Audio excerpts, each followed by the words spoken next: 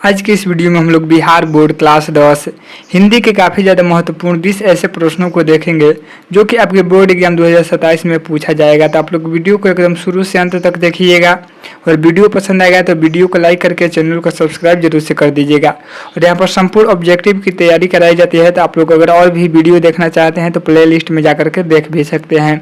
चलिए यहाँ पर देखते हैं पहला नंबर प्रश्न में क्या पूछा गया है। पहला नंबर प्रश्न है कि नागरी लिपि के आरंभिक लेख मिले हैं।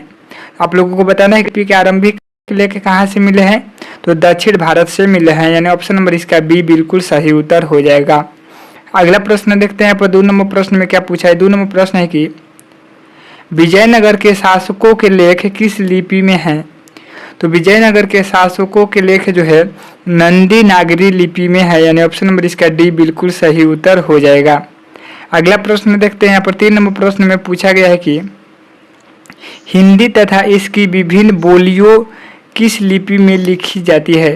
तो आप लोगों को बताना है कि जो हिंदी है तथा इसकी विभिन्न बोलियां हैं यह जो है किस लिपि में लिखी जाती है, तो देवनागरी लिपि में लिखी जाती है, यानी ऑप्शन नंबर इसका सी बिल्कुल सही उत्तर हो जाएगा। अगला प्रश्न देख लेते हैं। यहाँ पर क्या पूछा गया है। यहाँ पर 4 नंबर प्रश्न है कि नागरी लिपि शीर्षक पाठ कहाँ से लिया गया है।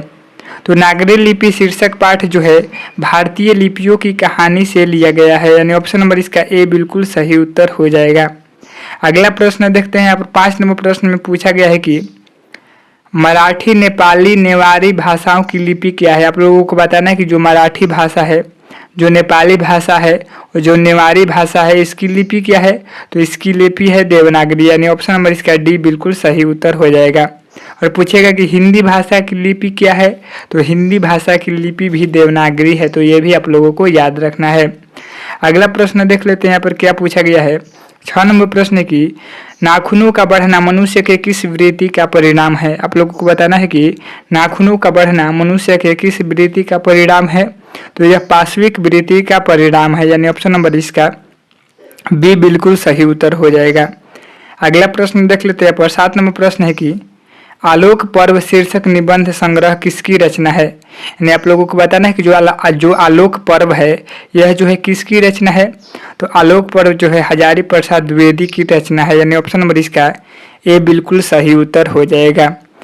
अगला प्रश्न देख लेते हैं। यहाँ पर 8 नंबर प्रश्न है कि मैक्स मूलर का जन्म कहाँ हुआ था।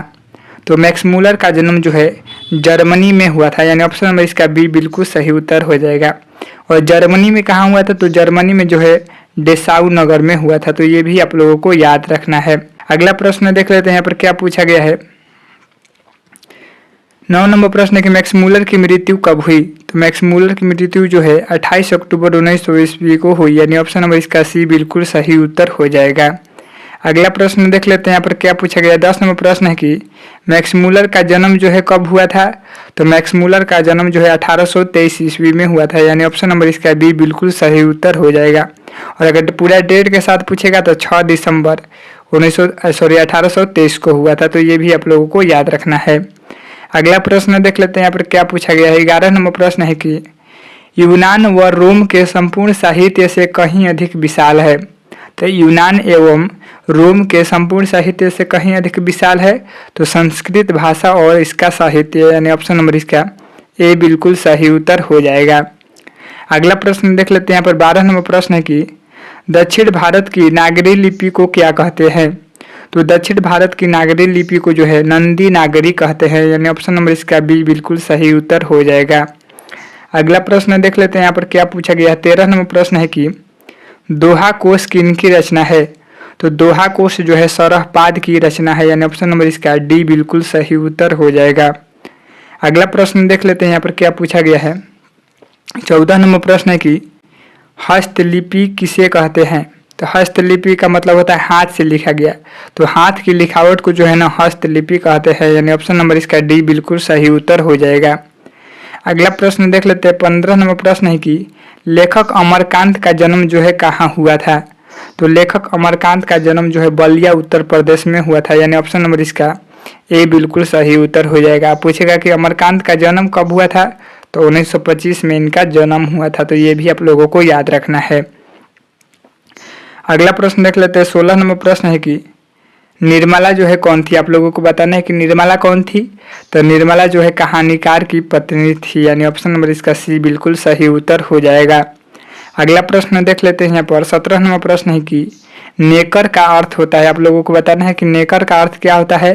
तो नेकर का अर्थ होता है पैंट, यानी ऑप्शन नंबर इसका सी बिल्कुल सही उत्तर हो जाएगा। अगला प्रश्न देख लेते हैं 18 नंबर प्रश्न है कि बहादुर को किसकी याद नहीं आती थी। तो बहादुर को जो है माँ की याद नहीं आती थी, यानी ऑप्शन नंबर इसका ए बिल्कुल सही उत्तर हो जाएगा। और बहादुर कहाँ का रहने वाला था, तो बहादुर जो है नेपाल का रहने वाला था और नेपाल से भाग करके आया था, तो ये भी आप लोगों को याद रखना है। अगला प्रश्न देख लेते हैं यहाँ पर 19 नंबर प्रश्न है कि बहादुर कौन था। तो बहादुर एक नौकर था, यानी ऑप्शन नंबर इसका सी बिल्कुल सही उत्तर हो जाएगा। अगला प्रश्न देख लेते हैं यहाँ पर 20 नंबर प्रश्न है कि बहादुर कहाँ से भाग कर आया था। तो बहादुर जो है ना नेपाल से भाग कर आया था, यानी ऑप्शन ए बिल्कुल सही उत्तर हो जाएगा।